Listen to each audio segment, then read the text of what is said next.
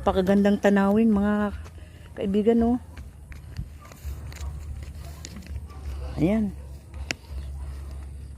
Tapos itong daanan maputik.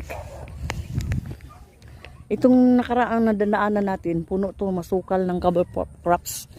Kaya pagkatapos ng nakayod ng traktora, hindi mo na tinataniman, puno talaga ng cover crops yan. Kasi yung covered crops, fertilizer yun, balik sa taba ng lupa.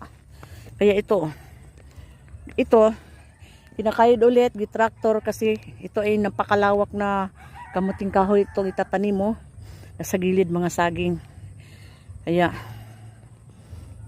doon sa dulo, doon ang nakikita ninyo na malawak na dati-rati na malawak na kamuting kahoy, kasaba plantation. Dito gawin din kasaba plantation.